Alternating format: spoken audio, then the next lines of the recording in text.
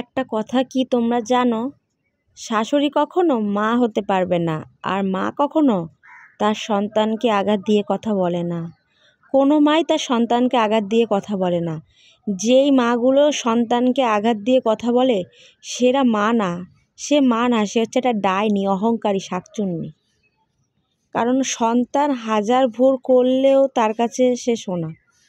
ধর আমি অন্যায় করলাম, আমার অন্যায়টা কিন্তু আমার নিজের মা দেখেও ক্ষমা করে দেবে, যে থাক আমারই তো ছেলে মেয়ে, তাই না? আর যেই মা তার সন্তানের দিকে ফিরেও তাকায় না, তাকে অপমান করে, তাকে বাজে কথা বলে, কটু কথা বলে, তো সেটাকে সে মা না, সে মার থেকেও খারাপ। তাকে বলে ডাইনি, ডাইনি, অহংকারী মেধাবী লোক, অহংকারী মেধাবী শাকচুন্নি। শ্বশুরবাড়িতে শাশুড়ি চায় যে আমার মেয়ে জামাই যেন ভালো থাকুক, আর শাশুড়ি চায় যে আমার মেয়ে জামাই ভালো থাকুক। তবু শাশুড়িরা এইটা বোঝে না যে মেয়ে জামাই যদি আমার ভালো থাকলেই তো আমার সুখ, তাহলে আমার ছেলে বৌমাটা ভালো থাকবে না কেন?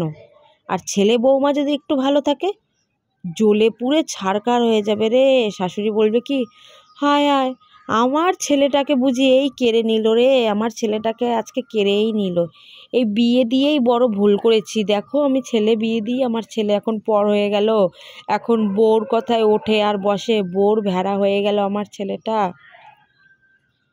এই যে শাশুড়ি মারা, চরিত্রটা পাল্টান। নিজের মেয়েটাকে আপনিও চান জামাইয়ের সাথে যেন সুখে শান্তিতে সংসার করে, সেরকম ছেলেটাকেও সেরকম আশীর্বাদ করুন যেন বৌমার সাথে মিলেমিশে সংসার করেন। ঘরে এরকম ছেলে বৌমার মধ্যে এরকম আগুন লাগাবেন না, তাহলে সেই আগুনটা নিজের মেয়ের ঘরেই কিন্তু পড়বে।